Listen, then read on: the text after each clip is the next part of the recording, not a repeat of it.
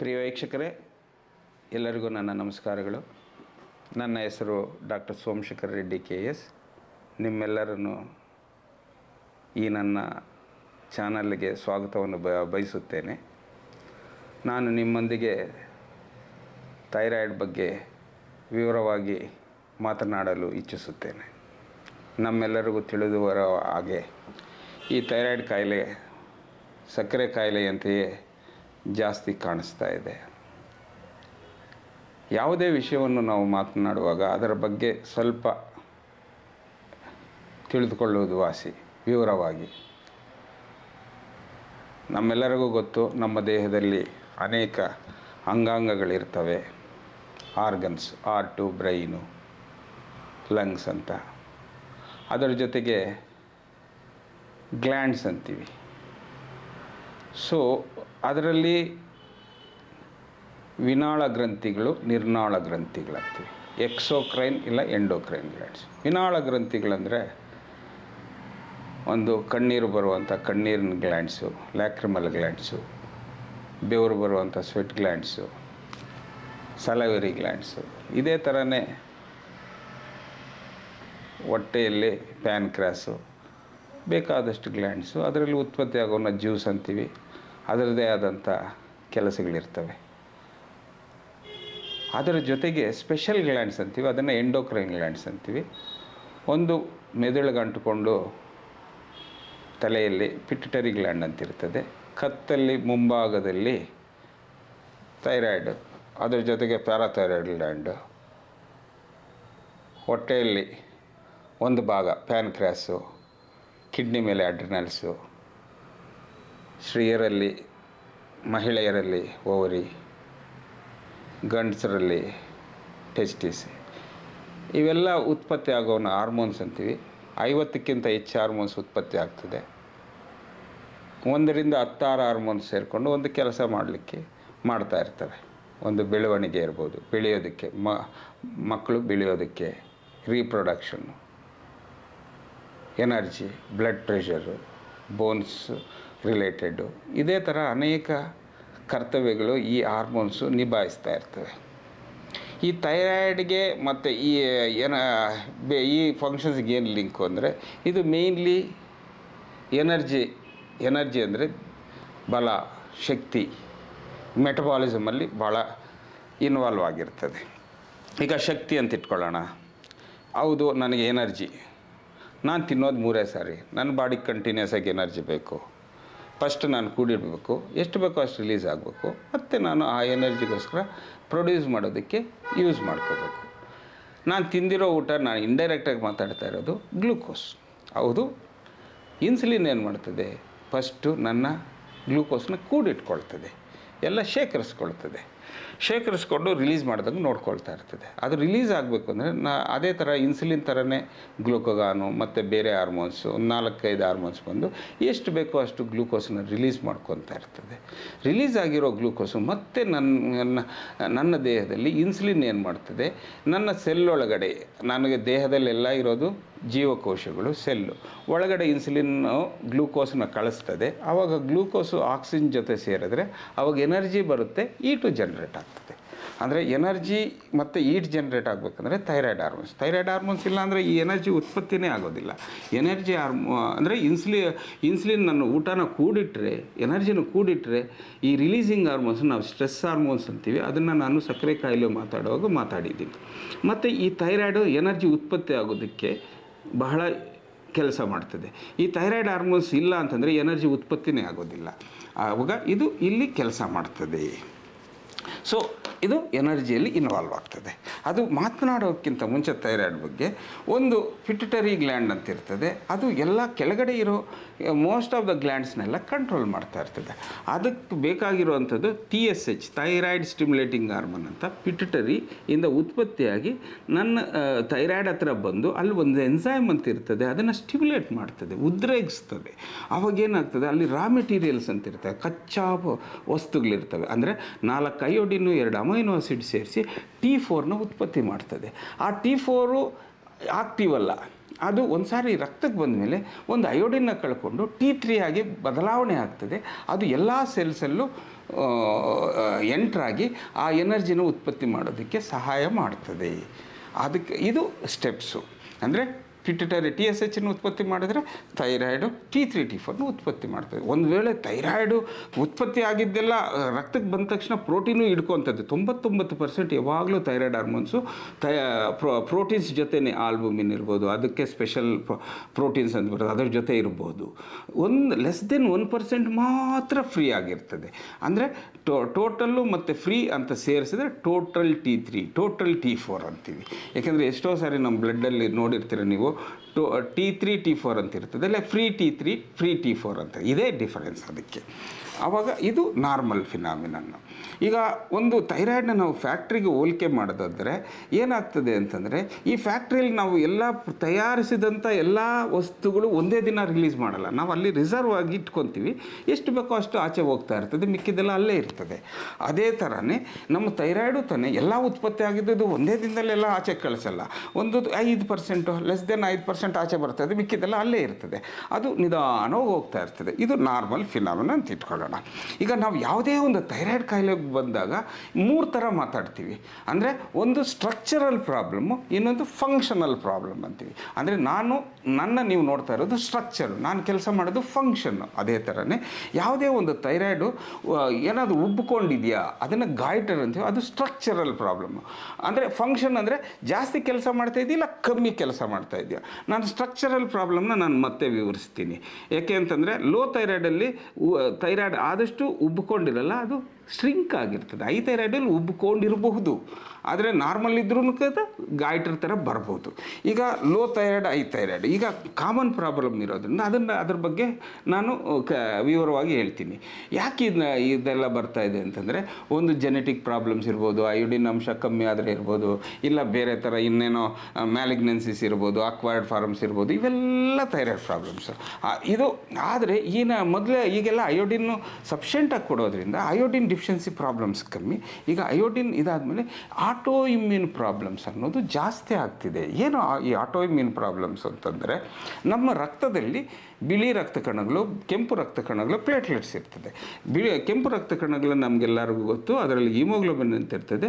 ಅದು ನಮ್ಮ ಬಾಡಿಗೆ ಆಕ್ಸಿಜನ್ ಸಪ್ಲೈ ಮಾಡ್ತದೆ, ಕಾರ್ಬನ್ ಡೈಆಕ್ಸೈಡ್ ಆಚೆ ಕಳಿಸ್ತದೆ. ಹಂಗೆ ಇದು ಪ್ಲೇಟ್ಲೆಟ್ಸ್ ಬಂದು ನಮಗೆ ಬ್ಲೀಡಿಂಗ್ ತಡೆಗಟ್ತದೆ, ಬ್ಲೀಡಿಂಗ್ ಆಗ್ದಂಗೆ. ಹಂಗೆ ಬಿಳಿ ರಕ್ತ ಕಣಗಳು ನಮ್ದು ಏನು ಮಾಡ್ತದೆ, ನಮಗೆ ಇಮ್ಯುನಿಟಿ, ಬ್ಯಾಕ್ಟೀರಿಯಾ ವೈರಸಸ್ ಇನ್ಫೆಕ್ಷನ್ ಆಗ್ದಂಗೆ ನೋಡ್ಕೊಳ್ತದೆ. ಅದು ಆದರೆ ಆ ಸೆಲ್ಸು, ಬಿಳಿ ರಕ್ತ ಕಣಗಳು ನಮ್ಮ ದೇಹದಲ್ಲಿರೋ ಆರ್ಗನ್ಸ್ ಇರ್ಬೋದು, ಟಿಶ್ಯೂಸ್ ಇರ್ಬೋದು, ಅದಕ್ಕೇನು ಕೇಡು ಮಾಡೋದಿಲ್ಲ. ಆದರೆ ಒಂದೊಂದು ಸಾರಿ ಏನಾಗುತ್ತೆ ಅಂತಂದರೆ, ಯಾವುದೋ ಒಂದು some genetic defect, genetic variation ಮತ್ತು ಎನ್ವೈರ್ನ್ಮೆಂಟಲ್ ಫ್ಯಾಕ್ಟರ್ಸ್ ಎರಡೂ ಸೇರಿದಾಗ ಸಮ್ ಸ್ಟ್ರಕ್ಚರ್ ಏನಾದರೂ ಬದಲಾವಣೆ ಆದಾಗ ಆವಾಗ ನಮಗೆ ಬಿಳಿ ರಕ್ತ ಕಣಗಳೇ ಯಾವುದೇ ಒಂದು ಟಿಶ್ಯೂ ಇರ್ಬೋದು, ಆರ್ಗನ್ ಇರ್ಬೋದು, ಸೆಲ್ಸ್ ಇರ್ಬೋದು, ಫಾರಿನರ್ ಥರ ಕಾಣಿಸಿದಾಗ ಅದನ್ನು ಅಟ್ಯಾಕ್ ಮಾಡ್ತದೆ. ಅದನ್ನು ಯಾವುದೇ ಒಬ್ಬ ಮನುಷ್ಯನಿಗೆ ಡೆಸ್ಟ್ರಾಯ್ ಮಾಡೋ ಆಂಟಿಬಾಡೀಸ್ ಜಾಸ್ತಿ ಇದ್ದರೆ ಲೋ ಥೈರಾಯ್ಡ್ಗೆ ಹೋಗ್ತದೆ, ಸ್ಟಿಮ್ಯುಲೇಟ್ ಮಾಡೋ ಆಂಟಿಬಾಡೀಸ್ ಜಾಸ್ತಿ ಇದ್ದರೆ ಐ ಥೈರಾಯ್ಡು. ಅದನ್ನು autoimmune problem, attacking our own organs by our own cells, called autoimmune problem without proper reason. ಅದನ್ನು ಆಟೋ ಇಮ್ಯೂನ್ ಅಂದರೆ most of the thyroid problems ಇರ್ಬೋದು, ಮಕ್ಕಳಲ್ಲಿ ಬರೋ ಟೈಪ್ 1 ಡಯಾಬಿಟೀಸ್ ಇರ್ಬೋದು, ವಿಟಿಲಿಗೋ ಸ್ಕಿನ್ ಪ್ರಾಬ್ಲಮ್ ಇರ್ಬೋದು, ಇದು ಕೂದಲು ಕಿತ್ತೋಗಿರೋದಿರ್ಬೋದು, ಅಲೋಪೇಸಿಯಾ ಅಂತೀವಿ, ಇಲ್ಲ ಎಷ್ಟೋ ಜಾಯಿಂಟ್ ಪ್ರಾಬ್ಲಮ್ಸ್ ಇರ್ಬೋದು. There all autoimmune problems. ಒಂದಿದ್ರೆ ಇನ್ನೊಂದು ಬರುತ್ತೆ ಅಂತಲ್ಲ, ಬರಬಹುದು, ಒಂದು 5% ಅಷ್ಟು ಚಾನ್ಸಸ್ ಇರಬಹುದು ಅಂತ ಅಷ್ಟೇ. ಆವಾಗ ಇದನ್ನು ಆಟೋ ಇಮ್ಯೂನ್ ಪ್ರಾಬ್ಲಮ್ ಅಂತೀವಿ. ಅದಕ್ಕೋಸ್ಕರ ಇವೆಲ್ಲ ಈಗ ಲೋ ಥೈರಾಯ್ಡ್ ಅಂತ ಇಟ್ಕೊಳ್ಳೋಣ. ಲೋ ಥೈರಾಯ್ಡ್ ಅಂದರೆ ಈಗ ಒಂದು ವೆಹಿಕಲ್ ಅಂತ ತಗೊಂಡ್ರೆ, ಈಗ ಪೆಟ್ರೋಲ್ ಸರಿಯಾಗಿ ಖರ್ಚಾಗ್ತಿಲ್ಲ ಅಂತಂದರೆ ವೆಹಿಕಲ್ ಸರಿಯಾಗಿ ಓಡಲ್ಲ. ಅದೇ ಜಾಸ್ತಿ ಯೂಸ್ ಆಗ್ತಾಯಿದ್ರೆ ಇಂಜಿನ್ ಈಟ್ ಬರ್ತದೆ. ಅಂದರೆ ಲೋ ಥೈರಾಯ್ಡಲ್ಲಿ ಏನು ಬರ್ತದೆ, ಲೋ ಥೈರಾಯ್ಡಲ್ಲಿ ಏನೇನು ಮ್ಯಾನಿಫೆಸ್ಟೇಷನ್ಸ್ ಬರ್ಬೋದು, ನಾವು ತಿಂದಿರೋ ಊಟ ಸರಿಯಾಗಿ ಖರ್ಚಾಗಲ್ಲ, ಮೆಟಬಾಲಿಸಮ್ ನಿಧಾನ ಆಗ್ತದೆ. ಆವಾಗ ಒಂದು ಸ್ವಲ್ಪ ಹಸಿವು ಕಮ್ಮಿ ಆಗ್ತದೆ, ಮತ್ತು ದಪ್ಪ ಆಗ್ತಾರೆ, ಸ್ವಲ್ಪ ದಪ್ಪ ಆಗ್ತಾರೆ. ಮತ್ತು ಚಳಿ ಜಾಸ್ತಿ, ಹೀಟ್ ಜನ್ರೇಟ್ ಆಗಲ್ಲ, ಡ್ರೈ ಸ್ಕಿನ್ನು, ಮತ್ತು ಇಂಟ್ರೆಸ್ಟ್ ಇರಲ್ಲ, ನಿದ್ದೆ ಮಾಡ್ತಾನೇ ಇರ್ತಾರೆ. ಚಳಿಗಾಲದಲ್ಲಿ ಚಳಿ ಅಂತ ಇರ್ತಾರೆ, ಬೇಸಿಗೆ ಕಾಲದಲ್ಲಿ ಆರಾಮಾಗಿರ್ತಾರೆ. ಮತ್ತು ಮೆನ್ಸಸ್ ಪ್ರಾಬ್ಲಮ್ ಇರ್ಬೋದು, ಬೆಳವಣಿಗೆ ಬೆಳೀತಾ ಇಲ್ಲದೆ ಇರ್ಬೋದು ಮಕ್ಕಳು, ಅದು ಹೈಟು ಬೆಳೆಯದೇ ಹೋಗದೆ ಇರೋದು, ಇವೆಲ್ಲ ಲೋ ಥೈರಾಯ್ಡ್. ಹೈ ಥೈರಾಯ್ಡ್ ಅಂದರೆ ಎಲ್ಲ ಆರ್ಗನ್ಸು ಆಕ್ಟಿವ್ ಆಗಿಬಿಡ್ತದೆ, ಓವರ್ ಆಕ್ಟಿವ್. ಅಂದರೆ ಹಸಿವು ಜಾಸ್ತಿ, ಎದೆ ಹೊಡ್ಕೊಳ್ಳೋದು, ನಡ್ಕ ಬರೋದು, ಸೆಕೆ ಆಗೋದು, ಮತ್ತು ಟೆನ್ಷನ್ನು, ನಿದ್ದೆ ಬರೋಲ್ಲ, ತಿಂತಾನೆ ಇರ್ತಾರೆ, ಈ ದಪ್ಪನೇ ಆಗಲ್ಲ, ಮತ್ತು ಮೆನ್ಸಸ್ ಪ್ರಾಬ್ಲಮ್ ಇವೆಲ್ಲ ಬರಬಹುದು. ಇವೆಲ್ಲ ಹೈ ಥೈರಾಯ್ಡ್ ಲಕ್ಷಣಗಳು. ಆವಾಗ ನಾವೇನು ಮಾಡ್ತೀವಿ, ಒಂದಷ್ಟು ಬ್ಲಡ್ ಟೆಸ್ಟ್ಗಳು ಮಾಡ್ತೀವಿ, T3, T4, TSH, ಮತ್ತು ಒಂದು ಆಂಟಿಬಾಡೀಸ್ ಅಂತ ಮಾಡ್ತೀವಿ. ಇದು ಲೋ ಥೈರಾಯ್ಡ್ಗೆ ಸಾಕು. ಈ ಲೋ ಥೈರಾಯ್ಡಲ್ಲಿ T3, T4 ಕಮ್ಮಿ, TSH ಜಾಸ್ತಿ ಇರ್ತದೆ. ಹೈ ಥೈರಾಯ್ಡಲ್ಲಿ T3, T4 ಜಾಸ್ತಿ, TSH ಕಮ್ಮಿ. ಆಂಟಿಬಾಡೀಸು 80% ಅಷ್ಟೇ ಪಾಸಿಟಿವ್ ಇರ್ಬೋದು, ಆಟೋ ಇಮ್ಯೂನ್ ಪ್ರಾಬ್ಲಮ್ ಇದ್ದರೆ, ಇನ್ನು 20% ನೆಗೆಟಿವ್ ಇರಬಹುದು. ಅದು ಈ ಟೆಸ್ಟ್ಗಳು ಮಾಡ್ತೀವಿ ನಾವು. ಹೈ ಥೈರಾಯ್ಡ್ ಥರ ಬಂದರೆ ಒಂದು ಸ್ಪೆಷಲ್ ಸ್ಕ್ಯಾನ್ ಮಾಡ್ತೀವಿ, ಅದನ್ನು ಟೆಕ್ನಿಷಿಯನ್ ಥೈರಾಯ್ಡ್ ಸ್ಕ್ಯಾನ್ ಅಂತ ಮಾಡ್ತೀವಿ. ಅದು ಅಲ್ಟ್ರಾಸೌಂಡ್ ಅಲ್ಲ, ಸ್ಪೆಷಲ್ ಥೈರಾಯ್ಡ್ ಸ್ಕ್ಯಾನ್. ಸೊ ಇಲ್ಲ ರೇಡಿಯೋ ಐಡಿನ್ ಅಪ್ಟೇಕ್ ಸ್ಟಡೀಸ್ ಅಂತ. ಒಂದು ವೇಳೆ ಥೈರಾಯ್ಡ್ ಜಾಸ್ತಿ ಕೆಲಸ ಮಾಡ್ತಾಯಿದ್ರೆ ಅದು ನಾವು ಕೊಟ್ಟಿರೋದೆಲ್ಲ ಅದೇ ತೊಗೊಂಡ್ಬಿಟ್ಟು ಅದೊಂದೇ ಚೆನ್ನಾಗಿ ಬ್ರೈಟಾಗಿ ಕಾಣಿಸ್ತಾ ಇರ್ತದೆ, ಅದನ್ನು ಹೈ ಥೈರಾಯ್ಡ್ ಅಂತ ಕನ್ಫರ್ಮ್ ಮಾಡ್ಕೊತೀವಿ. ಒಂದು ಸಾರಿ ಕನ್ಫರ್ಮ್ ಆದಾಗ ಲೋ ಥೈರಾಯ್ಡ್ ಅಂದರೆ ಅದಕ್ಕೇನಿಲ್ಲ, ಸಿಂಪಲ್ ರೀಪ್ಲೇಸ್ಮೆಂಟ್, ನಮ್ಮ ದೇಹದಲ್ಲಿ ಅದು ಉತ್ಪತ್ತಿ ಆಗ್ತಿಲ್ಲ, ಆಚೆಯಿಂದ ಕೊಡ್ತೀವಿ ಅಷ್ಟೇ. ಡೋಸ್ ಏನಂತಂದರೆ ಅದು ಥೈರಾಯ್ಡ್ ಟೆಸ್ಟ್, ಅದು functional problem, T3, T4, TSH. ಅಲ್ಲಿ T3, T4 ಕಮ್ಮಿ, TSH ಜಾಸ್ತಿ. ಈಗ TSH ಒಬ್ರಿಗೆ 10 ಇರ್ಬೋದು, ಒಬ್ರಿಗೆ 20 ಇರ್ಬೋದು, ಒಬ್ರಿಗೆ 100 ಇರ್ಬೋದು. 100 ಇದೆ ಅಂದರೆ ಸೀರಿಯಸ್ ಅಂತಲ್ಲ, ಥೈರಾಯ್ಡ್ ಆಲ್ಮೋಸ್ಟ್ ಕೆಲಸ ಮಾಡೋದು ಕಳ್ಕೊಂಡಿದ್ದೆ, ಡೋಸ್ ಜಾಸ್ತಿ ಬೇಕು ಅಂತ. ಹತ್ತಿದ್ರೆ ಮೈಲ್ಡ್ ಅಂತಲ್ಲ, ಅವರು ಡೋಸ್ ಸ್ವಲ್ಪ ಕಮ್ಮಿ, ಹೋಗ್ತಾ ಅವ್ರ ಡೋಸ್ ಜಾಸ್ತಿ ಬೇಕಾಗುತ್ತೆ, 100ರಿಂದ 150, ಈಗ ಸದ್ಯಕ್ಕೆ ಕಮ್ಮಿ ಬೇಕು ಅಂತ ಅಷ್ಟೇ ಹೇಳ್ತದೆ. ಆವಾಗ ನಾವೇನು ಮಾಡ್ತೀವಿ, ಒಂದು ಡೋಸ್ ಫಿಕ್ಸ್ ಮಾಡ್ತೀವಿ. ಈಗ ನಂದು 15 ಇತ್ತು, ಒಂದು 50 ಶುರು ಮಾಡಿದೆ.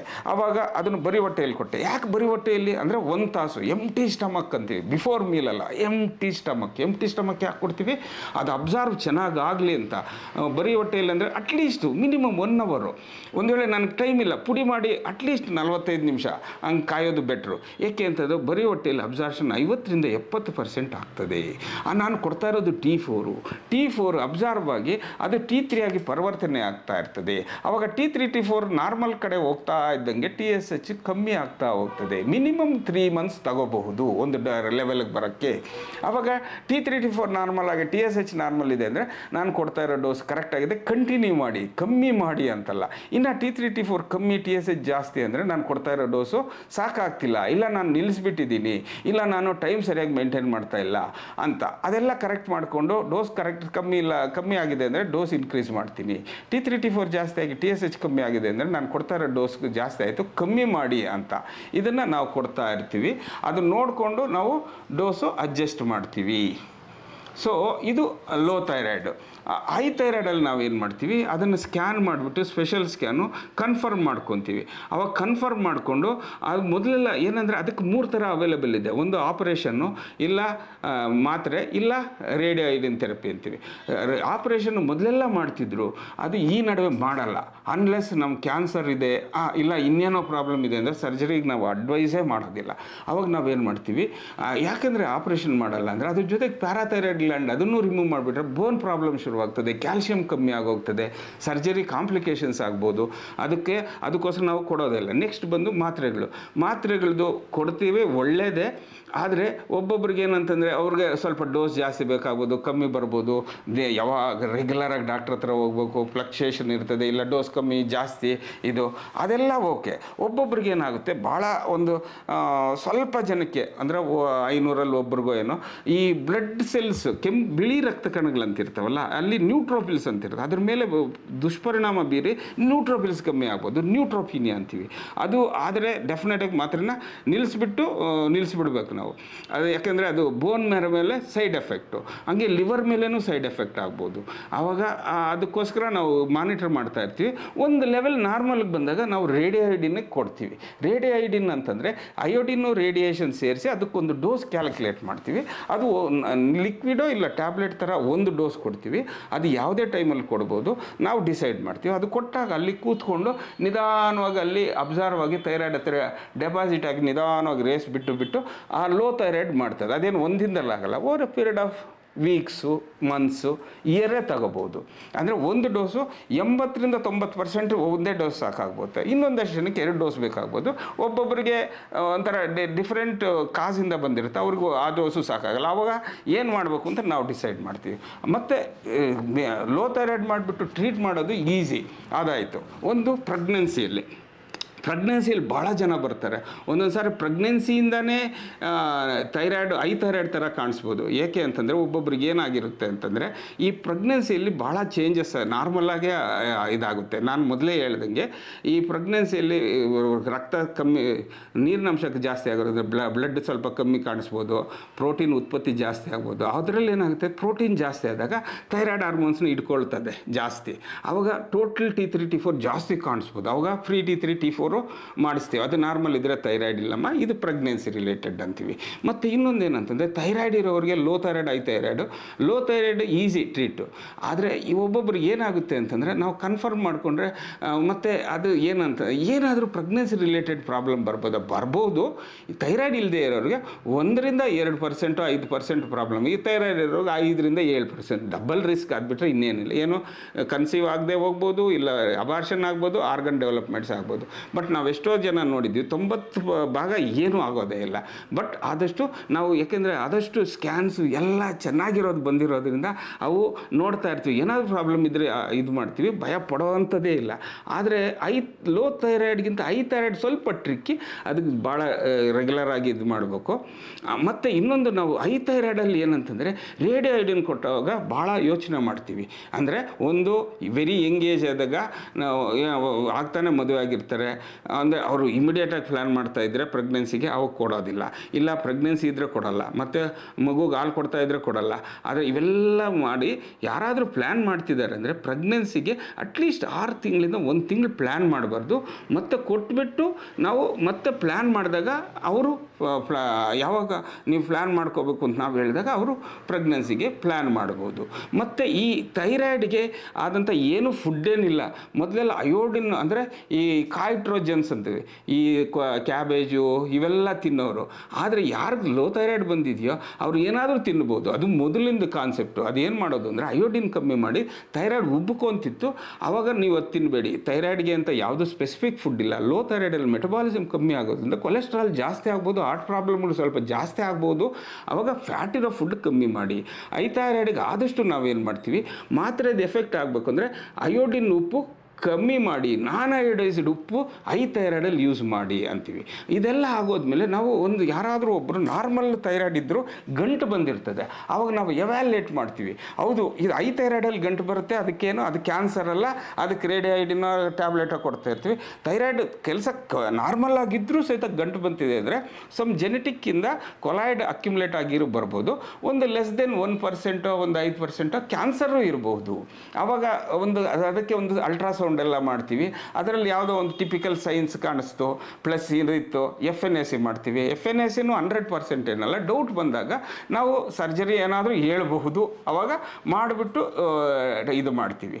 ಅಂದರೆ ಒಂದು ವೇಳೆ ಯಾರೋ ಒಬ್ಬರಿಗೆ ಕ್ಯಾನ್ಸರ್ ಬಂತು ಅಂತ ಇಟ್ಕೊಳ್ಳೋಣ, ಆದರೆ ಈ ಥೈರಾಯ್ಡ್ 95% ಕ್ಯೂರಬಲ್ಲು. ಆಪ್ರೇಷನ್ ಮಾಡಿ ರೇಡಿಯೋಐಡಿನ್ ಕೊಟ್ಟರೆ ಇದು ಪ್ರಾಬ್ಲಮ್ಮೇ ಇಲ್ಲ, ನೀವು ತಲೆ ಕೆಡಿಸ್ಕೊಳ್ಳೋಂಗೆ ಇಲ್ಲ. ಯಾವುದೇ ಒಂದು ಥೈರಾಯ್ಡು ಸೀರಿಯಸ್ ಅಲ್ಲ. ಅಟ್ಲೀಸ್ಟ್ ಒಂದು ನಾಲೆಡ್ಜ್ ಇದ್ದರೆ ಬೆಟ್ರು. ಥೈರಾಯ್ಡ್ ಅಂತ ಭಯ ಪಡೋವಂಥದ್ದು ಇಲ್ಲ. ಈ thyroid cancers are most of the cancers are curable. ಯಾರಾದರೂ ಇದ್ದರೆ ಅದು ಭಾಳ ಕಮ್ಮಿ ಇರೋದು. ಈಗ ಬರ್ತಾ ಇರೋದು ಪ್ರಾಬ್ಲಮ್ಸ್ ಎಲ್ಲ ಇಲ್ಲ ಲೋ ಥೈರಾಯ್ಡ್, ಇಲ್ಲ ಥೈರಾಯ್ಡ್, ಆಟೋ ಇಮ್ಯೂನ್ ಪ್ರಾಬ್ಲಮ್ಸು. ಮತ್ತು ಪ್ರೆಗ್ನೆನ್ಸಿಯಲ್ಲಿ ಸ್ವಲ್ಪ ರಿಪೋರ್ಟ್ಸು ಆ ಕಡೆ ಈ ಕಡೆ ಇರ್ಬೋದು. ಅದನ್ನು ಕ್ಲೀನಾಗಿ ಎವ್ಯಾಲ್ಯೂಯೇಟ್ ಮಾಡಿದ್ರೆ ಸಾಕು. ಅದ್ರ ಬಗ್ಗೆ ಭಯ ಪಡೋವಂಥದ್ದು ಏನೂ ಇಲ್ಲ.